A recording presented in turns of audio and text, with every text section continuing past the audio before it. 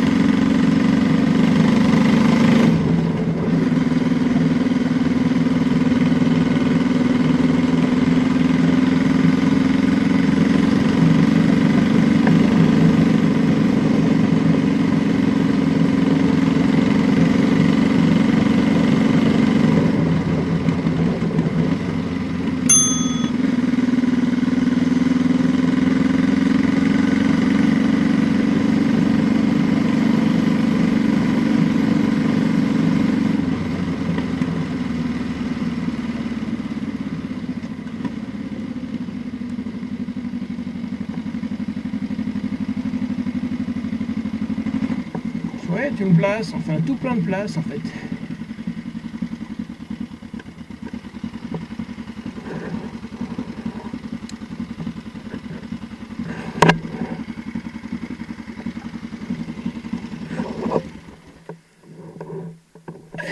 Bon, il reste à repérer le château, en toute logique, sur la hauteur.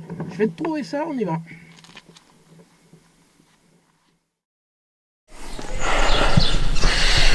Bon alors déjà dans un premier temps je suis mon sens logique, ça monte, je dirais pas à 45 degrés mais ça monte bien comme j'aime. Donc ça doit être la direction du château je pense. Donc là je suis dans les rues de Busot.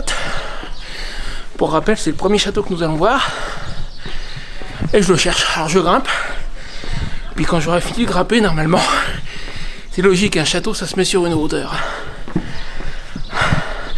Allez je le cherche, je te retrouve après.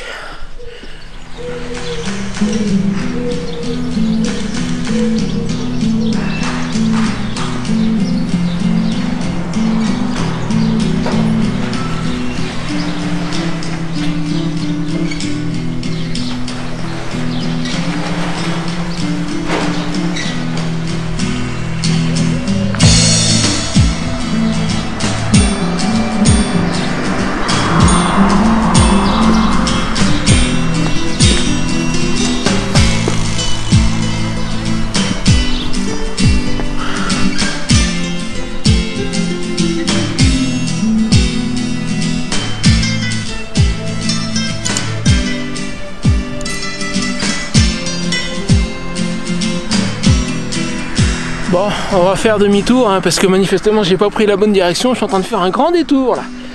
Je vais retraverser la ville, maintenant au moins je sais où il est. Et entre parenthèses, t'as vu? On doit être le 16 ou le 17 février, un truc comme ça. J'ai été obligé de tomber le t-shirt, il fait trop chaud. Ça c'est pas mal, faut reconnaître. Bon, je retraverse la ville, je te retrouve de l'autre côté. Maintenant, on sait où il est.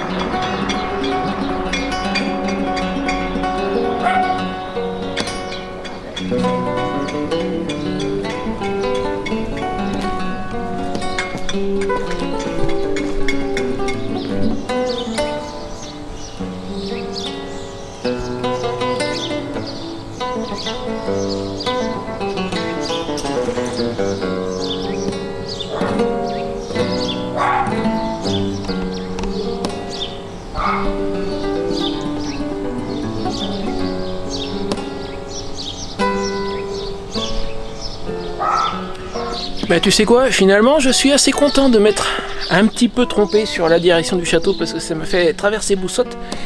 Et sincèrement c'est une jolie petite ville typique, pleine de couleurs, pleine de petites rues.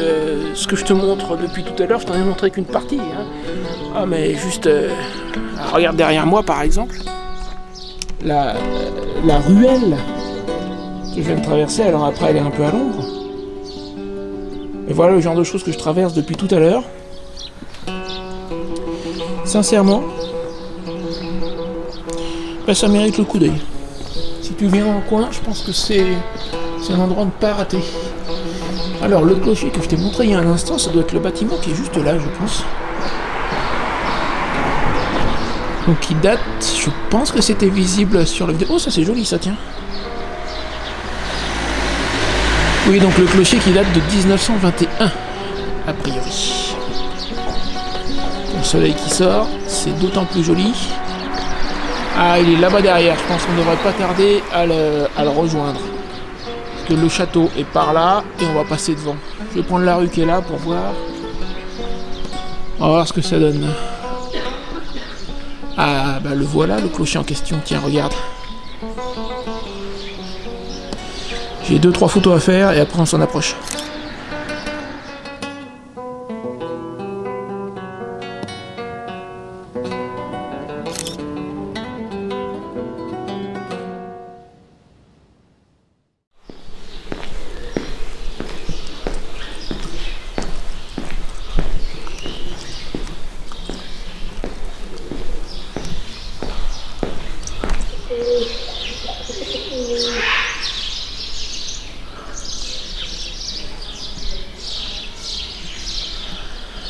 Alors bien que ne parlons pas le valencien, il y a quand même des points communs avec... parce que ça c'est du valencien, hein, pour ceux qui n'auraient pas compris.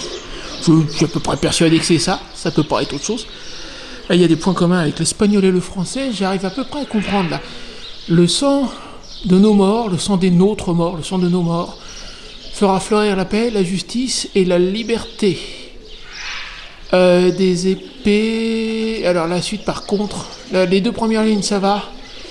Après les questions d'épée, de lance puissante, les 3 derniers mots de la 3e phrase par contre, je sais pas. Ne lanceront pas l'épée peuple contre peuple ou quelque chose comme ça. Alors je comprends pas tout, mais c'est un message de paix a priori. J'en comprends une partie. Si j'arrive à le faire traduire avant de publier la vidéo, je te mettrai la traduction. Et donc là, on a l'histoire de cette église. C'est l'église San Lorenzo Martyr, érigée en 1596. Alors le panneau qui dit 1921, ça doit être autre chose. D'accord. On va voir ce que c'est que ce panneau que j'ai aperçu tout à l'heure, je le cherche. C'est bon, je crois que j'ai compris, j'aurais pas dû couper, j'ai coupé il y a même pas 5 secondes. Hein. Le panneau que j'apercevais en haut, en fait, il est tout en haut de la mairie, qui se trouve juste à côté de l'église, regarde. Voilà l'explication. Ici, nous avons la fameuse église, d'accord, avec son clocher que j'ai vu de loin. Et le panneau de tout à l'heure se trouve là. Donc petit bâtiment typique, avec les drapeaux, je suis à peu près certain que ça doit être la mairie. Vraiment très très joli et qui mérite une photo, sincèrement. Bon, sur ce, maintenant que j'ai trouvé l'explication du mystère, on se rend au château, qui est, regarde, juste derrière.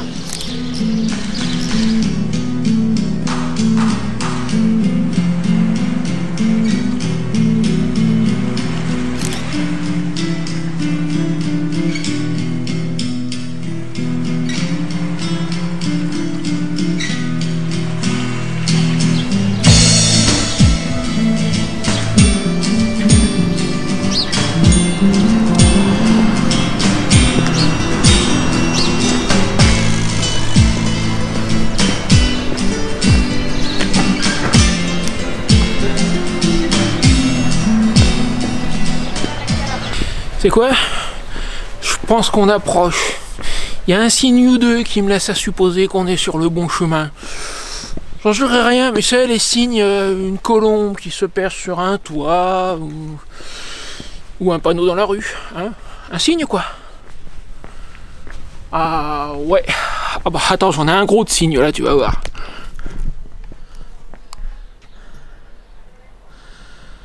Je crois qu'on est sur la bonne route. Continuons, continuons. Alors pendant que je monte là-haut, si on parlait un peu de l'histoire de ce château, qu'en dis-tu? On connaît assez peu de choses sur l'époque réelle des débuts de sa construction. Bien que des vestiges de la céramique de l'âge du bronze aient été découverts, on pense que le château a été construit par les musulmans en fait, comme beaucoup dans la région d'ailleurs.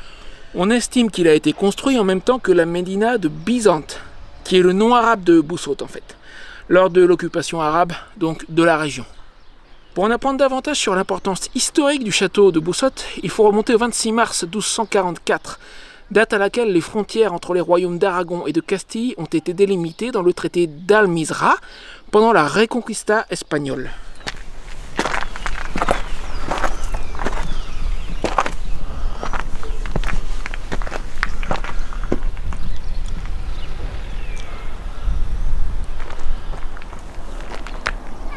Doit y avoir une belle vue de là-haut.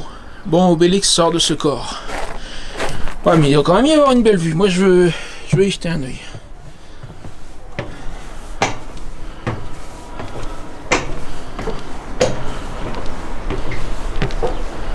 Alors là, en bas, on a Boussout. Ici, les restes du château. La vallée. Et alors, à vue de pif, je pense que...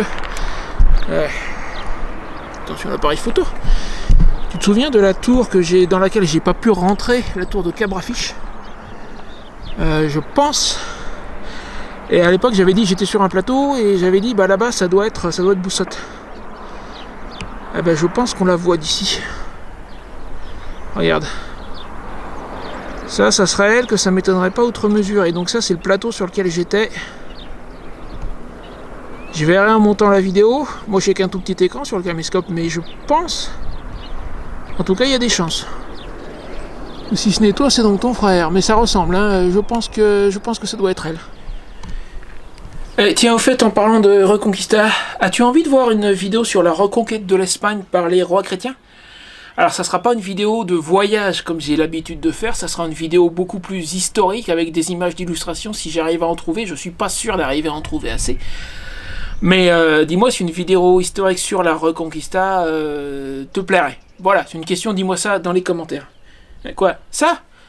Ah oui, c'est un script que j'ai écrit, tu vois, je ne scripte pas toutes mes vidéos, mais certaines oui, c'est même là-dessus que j'ai commencé à démarrer mon activité sur Fiverr. Je te laisse le lien dans la description. Si tu as besoin d'un script pour une vidéo YouTube, je fais ça maintenant et ça démarre très bien. J'ai des clients qui sont super contents de mes scripts. Et d'ailleurs, j'en reparlerai dans une autre vidéo, mais il se pourrait qu'il y ait des choses qui changent dans les mois qui viennent, type... si ça se passe vraiment très très bien, type changement de moto avant de revenir ici pour l'hiver. Enfin, c'est un sujet à part entière. Pour le moment, on parle du château de Boussotte, mais sache que je vais avoir des choses à t'expliquer dans les temps qui viennent, parce que il y a des choses qui bougent. Au début, c'était juste un petit frémissement, mais maintenant, c'est plus, beaucoup plus qu'un petit frémissement. Allez, on continue la visite.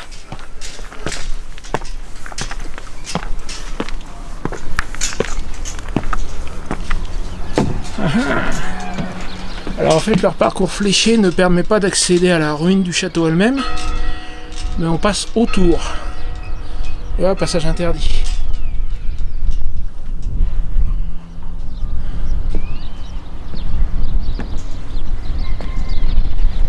Oh, la belle vue sur Boussotte. Après sa conquête, le château a servi de point de frontière entre Aragon et Castille et a été intégré au territoire d'Alacante, ou Alicante, en 1252. Au fil du temps, le château a été agrandi et rénové, notamment avec la construction de la Torre Mocha et d'un grand mur. Le château a subi de fortes interventions à la fin du Moyen-Âge, sous la direction de la famille Martinez de Vera.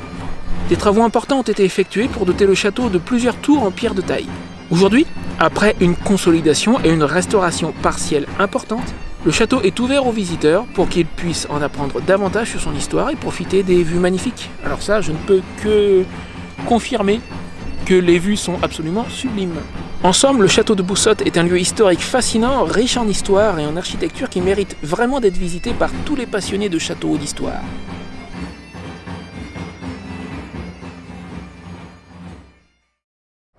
Alors dis-moi, est-ce que tu apprécies la visite jusqu'ici? L'endroit est magnifique, hein, faut bien le reconnaître. Alors pendant que je me dirige vers Girona et sa Torre Grossa, pense à me mettre un petit pouce bleu et à t'abonner si c'est pas déjà fait, histoire de ne rien rater des prochains lieux que je vais te faire visiter. Dans quelques temps, nous allons nous rendre au Rocher Gibraltar. Ça sera pour le mois de mars. Et entre temps, je suis sûr que je dois pouvoir te trouver une petite bricole encore dans la région avant de partir.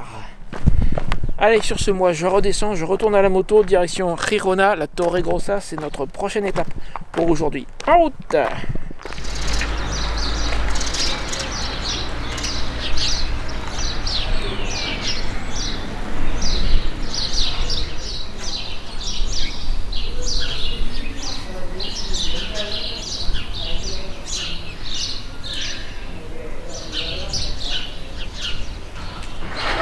Alors ça c'est inattendu, apparemment si je comprends bien c'est le genre de choses qu'on peut trouver dans les grottes de Canet-les-Aubrais, dans lesquelles malheureusement j'ai voulu y aller il y a 2 mois de ça à peu près.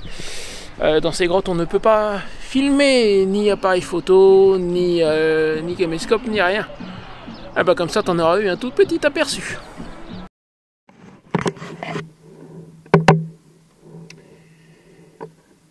Bon et ben au revoir Boussotte. Girona, par là, allez, on y va. J'ai eu du mal à sortir de la ville, il y avait une mini cavalcade que j'ai pas filmée, c'était des mômes avec les profs et les parents en plus, j'ai pas voulu m'attirer d'ennui. Mais du coup ils sont passés dans un sens, j'étais à pied, j'ai attendu le temps que je me change, que je me remette sur la moto et tout, ils étaient sur le point de repasser dans l'autre sens, je me suis précipité pour partir. De peur de me retrouver bloqué pendant 10 minutes. Allez go, Girona et son château.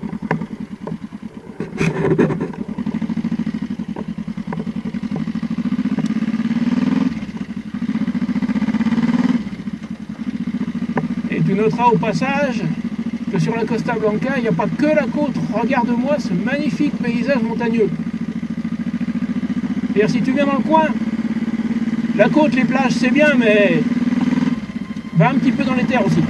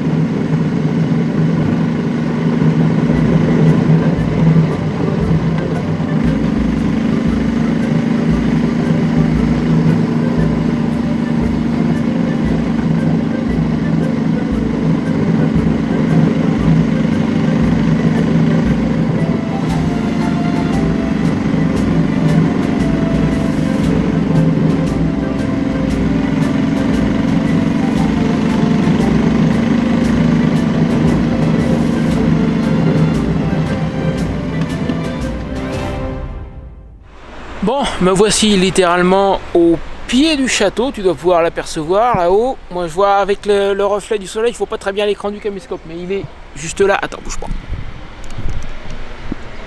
Voilà, il est là-haut, d'accord.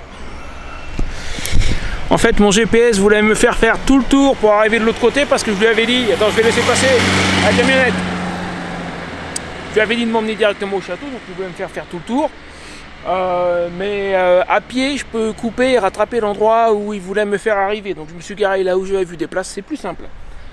Un truc que je voulais aussi dire avant de continuer, écoute, je suis très content de la nouvelle fourche de Rocinante. Regarde là, donc tu as vu, j'ai fait de la petite route de montagne.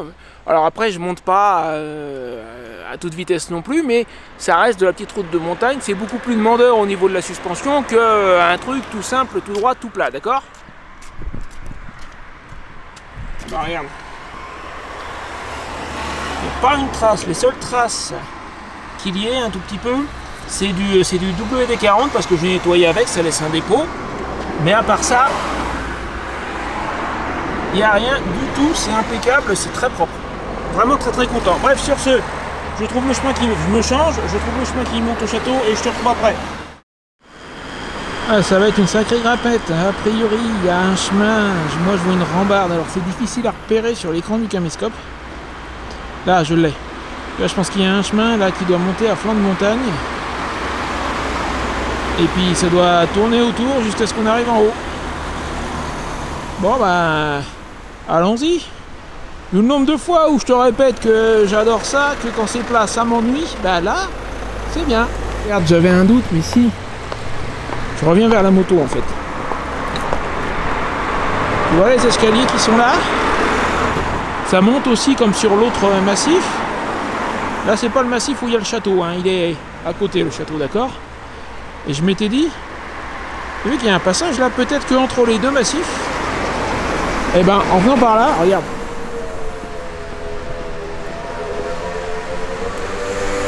Je sais pas si je vais réussir à te le montrer à la caméra. Mais moi je vois une rambarde entre les deux là. Il y a quelque chose. Je pense qu'il y a un passage, il y a un pont de ménager entre les deux. Donc je vais monter par là et on va voir ce que ça donne. Alors là déjà on commence à avoir une première vue sur la ville de Girona. Avec ce que je soupçonne être la vieille ville là-bas, très probablement les bâtiments ont l'air plus anciens en tout cas. Et ça a l'air d'être de la petite ruelle ici aussi. Et dans un instant tu vas voir, on va le découvrir. Là, il y a un arbre qui nous le cache. Et aussi une assez jolie vue sur le château, perché en haut de sa montagne. Encore une fois, c'est logique, les châteaux, ça se construit en hauteur pour dominer la région. On va aller voir tout ça de plus près. Et donc, normalement, ce que je pense être une passerelle doit se trouver, tiens, on est sur un chemin balisé. Itinéraire officiel. Alors Rocinante ici en contrebas, tiens, on la voit d'ici. À tout à l'heure, ma belle. Ah, tu t'inquiètes pas, le panneau d'interdiction de stationnement, c'est le 18, c'est-à-dire demain. J'ai vérifié, nous sommes le 17, parce qu'il va y avoir une course cycliste. Alors, est-ce qu'on a bien un passage entre les deux massifs, comme je le soupçonnais? On va voir. J'ai bien l'impression. Hein. Ouh, c'est étroit. On passe pas un smirwalk là.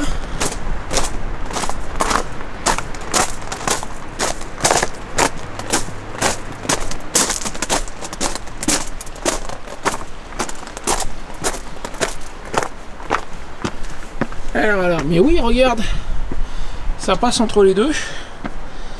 C'est bien ce que je pensais.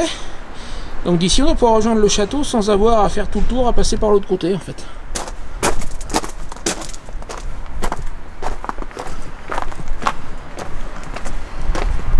Et alors, d'ailleurs, tu vois ce que j'avais pris pour un chemin vu d'en bas. Je sais pas ce que c'est, mais c'est pour un chemin, hein. C'est pour être une barrière bordant un chemin, c'est beaucoup trop haut ce truc là.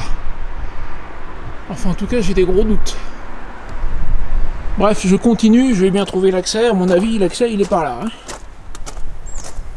Bon, là, ça se complique parce qu'en fait, je m'éloigne. J'espère que ça fait que contourner, on va voir. Là, ça a l'air de partir dans la montagne. Hein. Mais peut-être que ça revient vers le château juste après. Je pense pas que ce soit le chemin principal que les gens empruntent, en fait. Mais, ah, bah tiens, regarde-moi ça. Et ça grimpe là-haut. Ok. Je prends. Alors là, on est sous les murailles du château, en fait. Alors, l'endroit me paraît idéal pour commencer à parler un petit peu de son histoire, qu'est-ce que t'en dis? Donc, l'endroit se nomme la Torre Grossa à Girona. Ça peut s'écrire avec 2 X ou 2 J de Rota en espagnol. Il y a un nom en valencien, un nom en espagnol en fait. Et grimper ça tout en lisant le script, ça va pas être évident. C'est encore étroit là. Hein. Alors, le premier bâtiment défensif de cet endroit a été construit par les Almohades, une dynastie musulmane d'Afrique du Nord, à la fin du XIIe, début du XIIIe siècle.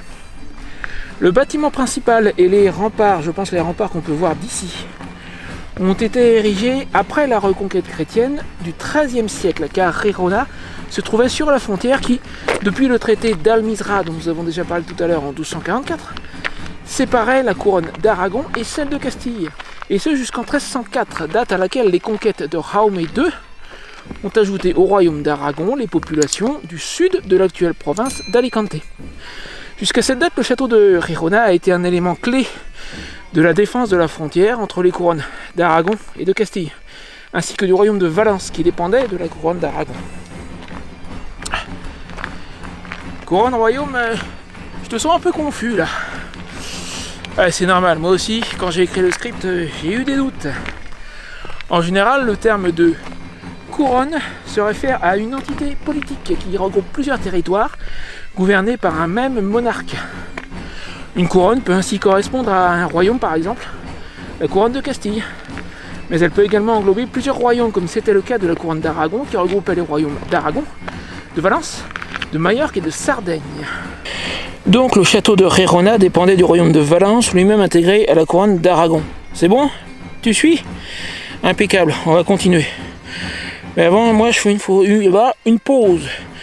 Je fatigue un peu et je bafouille un peu aussi, t'as vu? Ça en général dans les vidéos je les coupe. Alors on approche. Elles sont pas belles mes murailles. Allez, je fais une pause et puis on monte là-haut. Ah, je comprends pourquoi ils l'ont construit ici. Hein. Sur ce côté-là, il n'y a pas besoin de bâtir de murailles.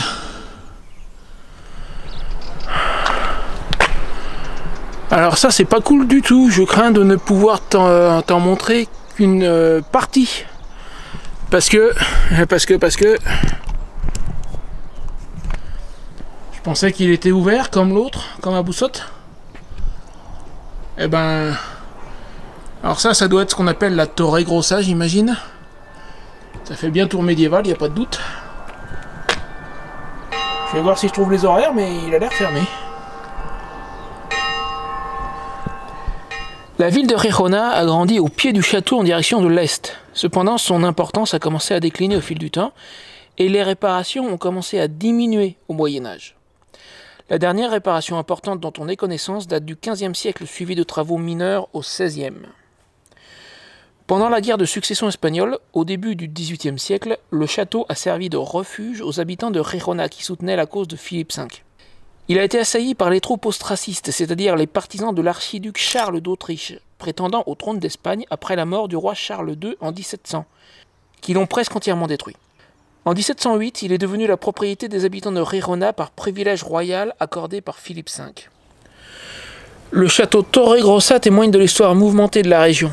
De nos jours, il est ouvert au public, alors ça c'était marqué à l'origine dans mon script. Je pense que ça devait être avant, si tu vois ce que je veux dire, parce que j'ai vérifié sur le site de la communauté valencienne et il est marqué qu'on ne peut visiter que l'extérieur, donc il devait être ouvert au public avant, tu sais quoi. Je crains que ce ne soit ça. Donc il n'est plus ouvert au public malheureusement. Il offre une vue imprenable sur la ville et ses environs, alors ça, c'est vrai, il n'y a pas à discuter. Et bien qu'il ne soit pas du coup ouvert au public, si tu es amateur d'histoire et de culture, et si tu suis mon aventure, je suppose que ça doit être au moins un petit peu le cas quand même. Je t'en conseille la visite lors de ton prochain passage dans la région, ça vaut vraiment le coup. Et il y a celui de Bussaute aussi également, bien entendu. Tout ça, ça vaut le coup d'œil. Je sais, j'ai souvent tendance à dire qu'en France, tu retournes une pierre et tu as un lieu chargé d'histoire, en gros. Ici c'est pareil. Ici c'est pareil, le pays est bourré de lieux historiques, tu grattes un petit peu, tu trouves des choses. Il n'y a vraiment pas à chercher très très loin.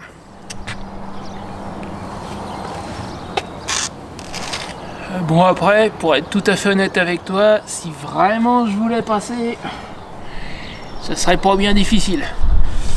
Mais je vais pas le faire parce que le but c'est quand même de tourner une vidéo et donc j'aurai la preuve de ma transgression dans la vidéo. Ça serait peut-être pas super malin. Sans ça c'est vrai que bon, celui qui veut passer, c'est pas difficile. Bon bah écoute, moi je redescends puis je vais aller manger un morceau, il doit bien être 14h30, mon petit déjeuner date de 8h du matin. Ça commence à me travailler un peu. Et alors je redescends encore, tiens regarde, par des petits trucs typiques et colorés. Décidément dans le coin je crois que c'est pas ce qui manque. Quant à toi, eh ben, je te l'ai déjà demandé, mais je te le répète, si tu as apprécié la visite, n'hésite pas à me le faire savoir. Un petit comme ça, tu sais, un petit commentaire pour me le dire. Si tu n'es pas encore abonné, abonne-toi et je te laisse une autre vidéo d'une autre de mes visites qui pourrait te plaire. Tiens, je vais te mettre le monastère de Montserrat en Catalogne, c'était magnifique aussi.